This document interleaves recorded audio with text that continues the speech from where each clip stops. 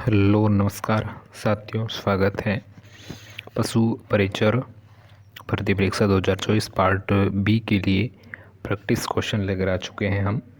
तो बढ़ते हैं क्वेश्चनों पर। पहला सवाल आपकी स्क्रीन पर, जब दूध पाउडर को पानी में घोलकर दूध तैयार किया जाता है तो उससे कहते हैं, ठीक है।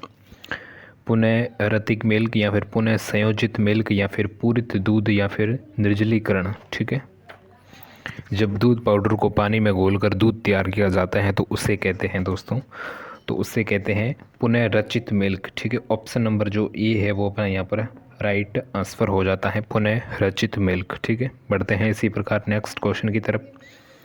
किस पशु के दूध का सेना उत्तम किस्म का होता है, ठीक है। किस पशु के दूध का जो सेना है वो उत्तम किस्म का होता है, भेड़, बकरी, भैंस या फिर गाय, ठीक है। दोस्तों इसका राइट आंसर होगा तो वो होगा गाय, ठीक है।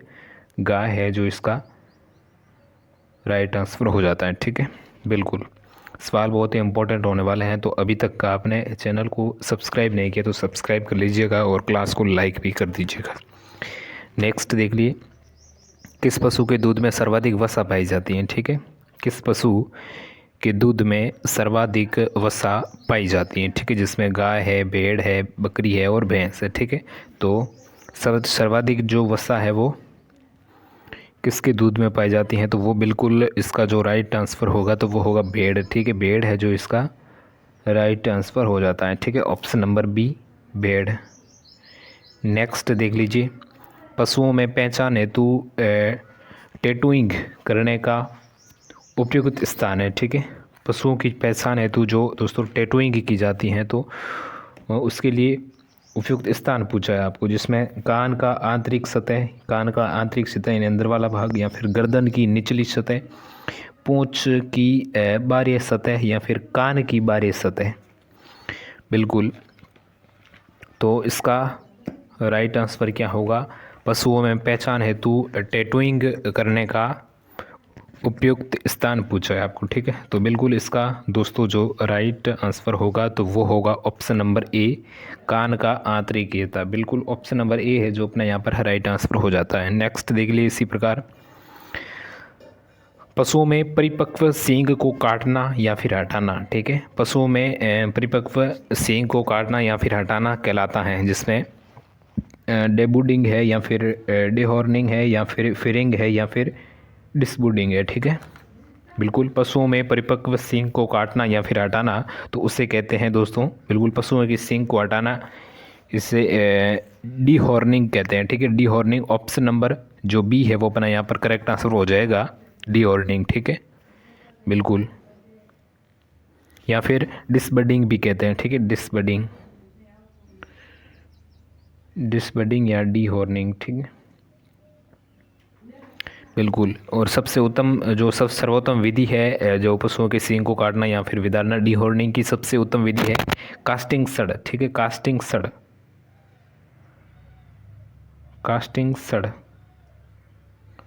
ठीक है। नेक्स्ट देख लीजिए, central arid zone research institute कहाँ पर स्थित है, ठीक है। Central arid zone research institute है जो कहाँ पर है। बिल्कुल, सवाल बहुत ही अच्छा और इम्पोर्टेंट है, जयपुर, सिरोही, जोधपुर या फिर उदयपुर। तो इसका जो राइट आंसर होगा तो वो होगा बिल्कुल जोधपुर, यानी ऑप्शन नंबर सी है जो करेक्ट आंसर हो जाता है, जोधपुर, ठीक है। बिल्कुल जोधपुर है जो इसका राइट आंसर हो जाता है, ठीक है। नेक्स्ट देख लीजिए दोस्तों, भारत का पहला कृषि विज्ञान केंद्र कहाँ पर स्थापित किया गया। भारत का पहला कृषि विज्ञान केंद्र की स्थापना कहाँ पर हुई। बिल्कुल, भारत का पहला कृषि विज्ञान केंद्र दोस्तों ये जो स्थापित किया गया था तो ये किया गया था 1974, ठीक है, 1974। बिल्कुल, तो इसका राइट आंसर हो जाता है 1974, ठीक है, भारत का पहला कृषि विज्ञान केंद्र। नेक्स्ट देख लीजिए, बकरी की कौन सी नस्ल विदेशी है, ठीक है। बकरी की कौन सी नस्ल है जो विदेशी है। बिल्कुल, जिसमें जमुनापारी है, बारबरी है, बिट्टल है या फिर सिरोही है, ठीक है। दोस्तों जो विदेशी नस्ल है तो वो कौन सी हो जाएगी, तो बिल्कुल विदेशी नस्ल हो जाएगी बारबरी, ठीक है। बारबरी इसका राइट आंसर हो जाता है, बारबरी, ठीक है। और इस जो बारबरी का जो मूल स्थान है वो है दोस्तों पूर्वी अफ्रीका, ठीक है। पूर्वी अफ्रीका के ब्रिटोस सोमानिया सोमानिया का बरबरा क्षेत्र, ठीक है, बिल्कुल। हाँ, और ये मतलब सफ़ेद रंग के पशु जिन पर कथई या फिर काले डब्बे होते हैं, ठीक है। ये सफ़ेद रंग की होती हैं जिस पर काले कलर के है जो डब्बे होते हैं, ठीक है, बिल्कुल। और ये जो मुख्यतः दूध के लिए पाली जाती हैं। और अगर मैं इसके दूध उत्पादन की अगर मैं बात करूं तो वो हो जाता है दोस्तों 2.5 से 2.5 से 3 kg प्रतिदिन, ठीक है, 2.5 से 3 kg प्रतिदिन। और इसमें वसा है जो 5%, ठीक है, 5% है जो वसा होती है, ठीक है। और ये 12 से 15 महीने की अवधि में 2 बार ब्याती हैं और एक बार में 2 बच्चे को देती हैं, ठीक है, 2 बच्चे को जन्म देती हैं, ठीक है। 12 या 15 महीना की अवधि में 2 बार ब्याती है और एक बार में 2 बच्चे देती हैं, ठीक है, बिल्कुल। ये था बारबरी के बारे में कुछ ये बातें, ठीक है। नेक्स्ट देख लिया अगला सवाल। भेड़ की किस नस्ल को सेकावटी व सापर नस्ल कहते हैं, ठीक है। भेड़ की किस नस्ल को सेकावटी व सापर नस्ल कहते हैं, जिसमें चोकला है, मालपुरा है, जैसलमेरी है और मारवाड़ी, ठीक है। तो बिल्कुल इसका हो जाएगा चोकला। चोकला है जो राइट आंसर हो जाता है, ठीक है, बिल्कुल। हाँ, इसका हो जाएगा चोखला, राइट आंसर हो जाएगा, ठीक है। हाँ, चोकला।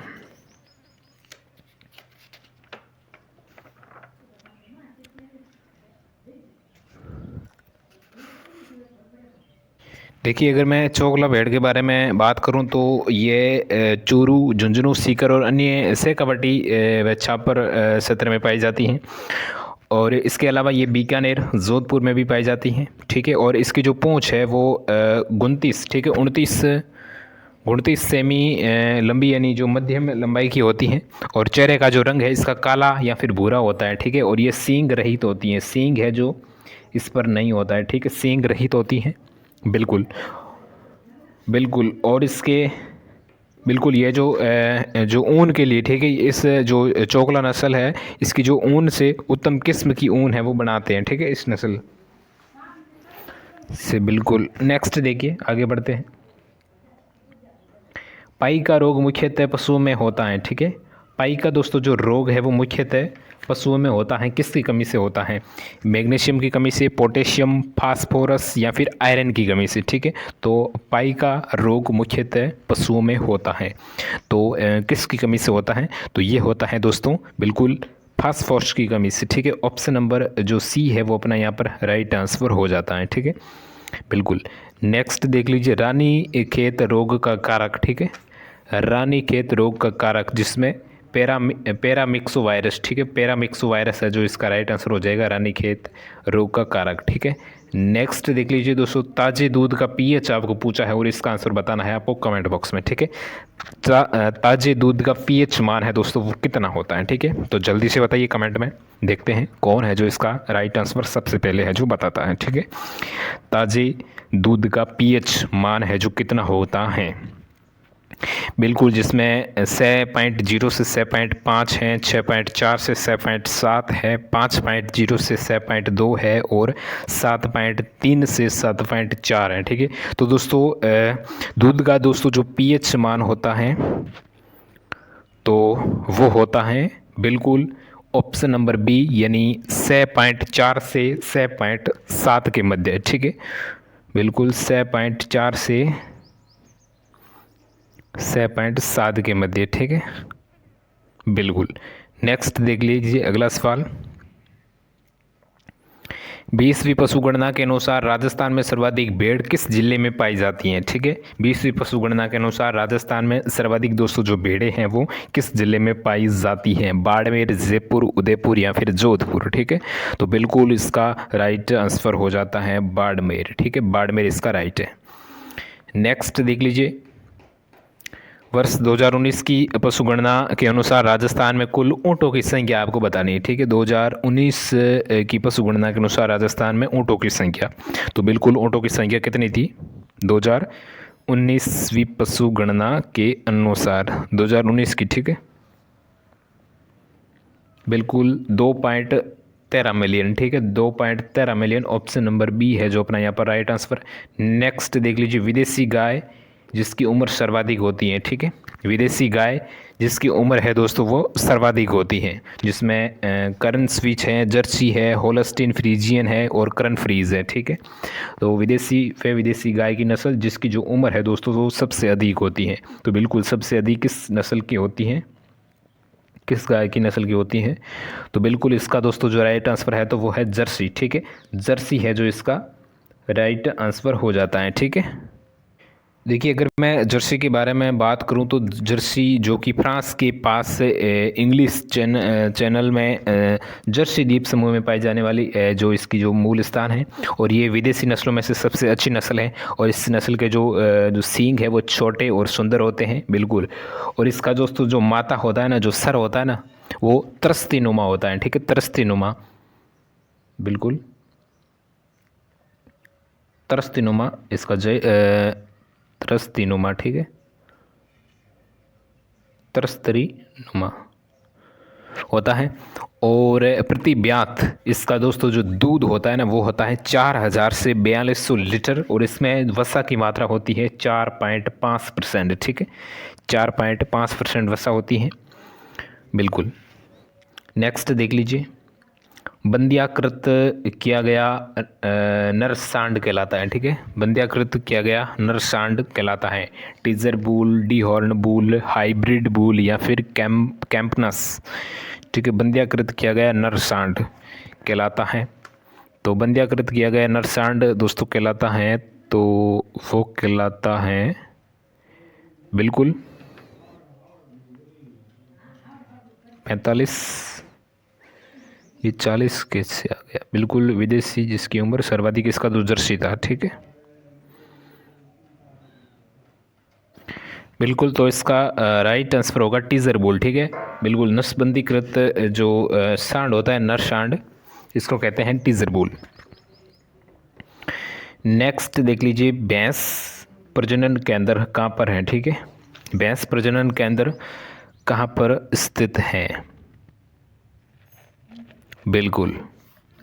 तो इसका राइट आंसर हो जाएगा वल्लभ नगर उदयपुर, ठीक है, वल्लभ नगर उदयपुर। ऑप्शन नंबर जो बी है वो राइट आंसर हो जाता है। नेक्स्ट देख लीजिए, दूध स्रावत का प्रारंभ होना कहलाता है लैक्टोजेनेसिस या फिर ओजेनोसिस या फिर ओस्ट्रोजेनेसिस या फिर ट्राइजेनेसिस, बिल्कुल। दूध स्रावत का प्रारंभ होना कहलाता है, तो इसका राइट आंसर हो जाएगा लैक्टोजेनेसिस, ठीक है, option number 1 right answer. Next देख लीजिए, नस्ल जिसके नर बकरों में डाढ़ी पाई जाती है, ठीक है, नस्ल जिसके नर बकरों में डाढ़ी पाई जाती हैं, तो इसका राइट आंसर हो जाता है बिट्टल, ठीक है, बिट्टल नस्ल, ठीक है। नेक्स्ट देख लीजिए, भेड़ के मांस को कहते हैं, भेड़ के मांस को कहते हैं 150 किसी आगे बाउंड,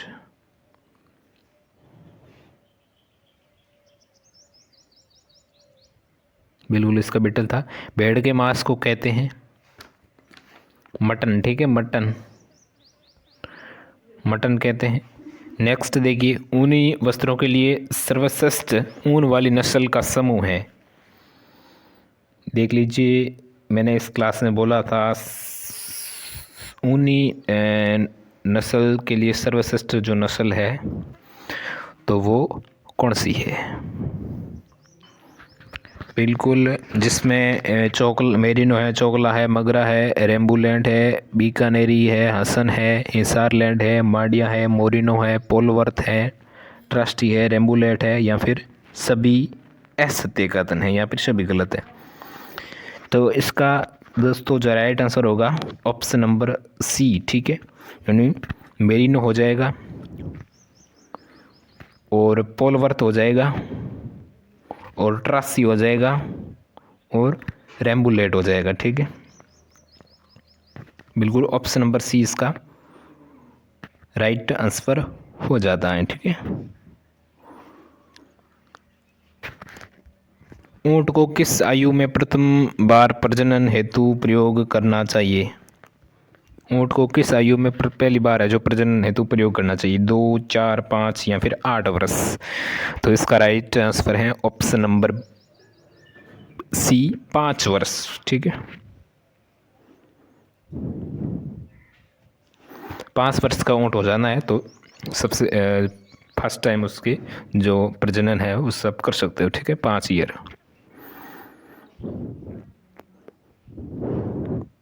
नेक्स्ट देख लीजिए, ऊंट किस प्रकार का पशु है?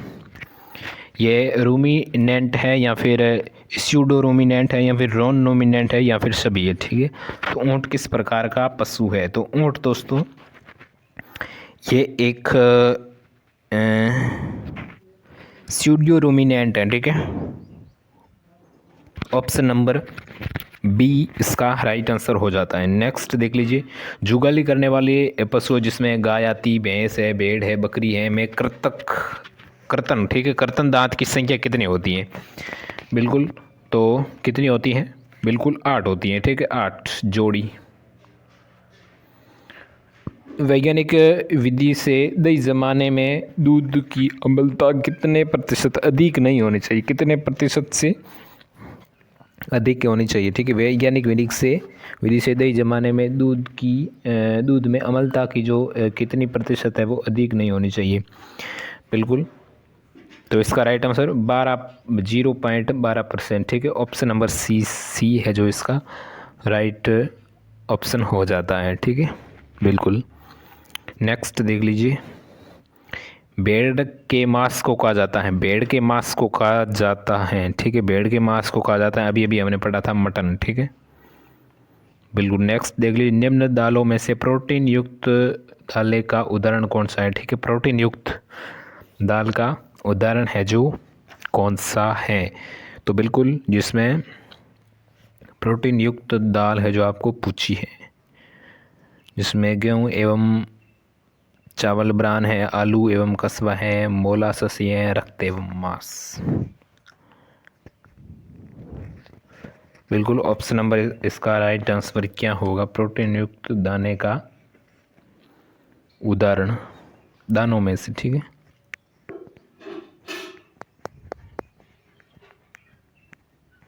बिल्कुल, तो इसका right answer option number D हो जाता है, रक्त एवं मांस। ठीक है, बिल्कुल। नेक्स्ट देख लीजिए, गिर नस्ल की गाय के क्रय विक्रय के लिए प्रसिद्ध पशु मेला, गिर नस्ल के लिए कौन सा है जो पशु मेला भरता है? बताइएगा कमेंट बॉक्स में। ठीक है, गिर नस्ल की गाय के लिए क्रय विक्रय आपको अगर करना है तो आप कौन से पशु मेले में जाएंगे? जल्दी से इसका आंसर आपको बताना है कमेंट बॉक्स में। देखते हैं कौन है जो सबसे पहले इसका राइट आंसर बताते हैं।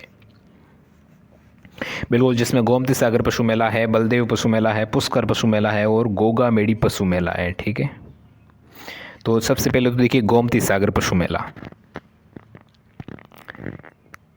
गोमती सागर पशु मेला ये जालरा, पाटन, झालावाड़ और मालवी नस्ल के लिए भरता है। ठीक है, मालवी नस्ल का मेला है जो कि वैशाख शुक्ल त्रयोदशी से ज्येष्ठ शुक्ल पंचमी तक भरता है। ठीक है, बाद में देखिए बलदेव पशु मेला। बलदेव पशु मेला ये मेड़ता नागौरी नस्ल के लिए है, नागौरी नस्ल के लिए है, जो कि चैत्र शुक्ल प्रतिपदा से चैत्र शुक्ल पूर्णिमा तक भरता है। ठीक है, बाद में देखिए पुष्कर पशु मेला।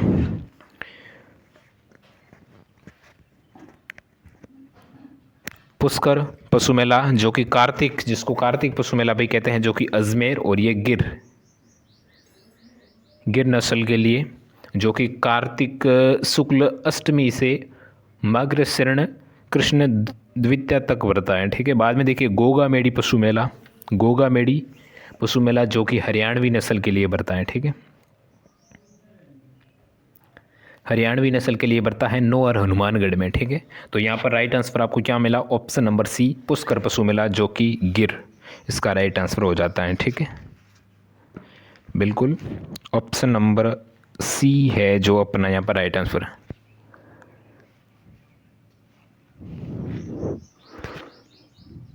भारतीय डेयरी नियम की स्थापना किस वर्ष की गई? भारतीय डेयरी निगम, ठीक है, भारतीय डेयरी निगम की स्थापना किस वर्ष की गई? बिल्कुल 13 जनवरी 1970। ऑप्शन नंबर डी है जो इसका राइट आंसर हो जाता है। नेक्स्ट देख लीजिए,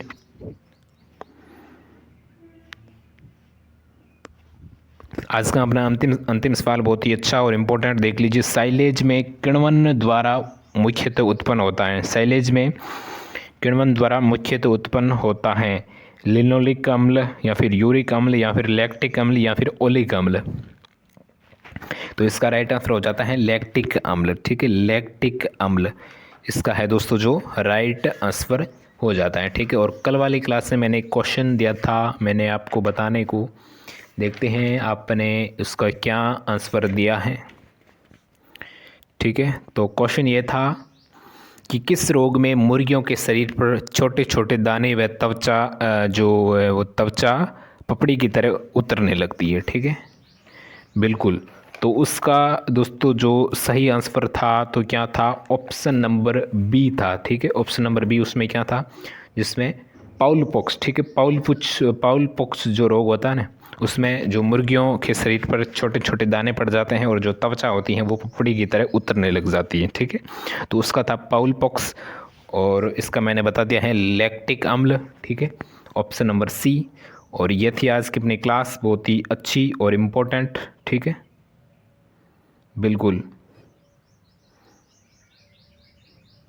अगर आपको अच्छी लगी है तो आप क्लास को लाइक और चैनल को अभी तक आपने सब्सक्राइब नहीं किया है तो सब्सक्राइब कर लीजिएगा। हम मिलते हैं इसकी अगली क्लास में, ठीक है, ओके।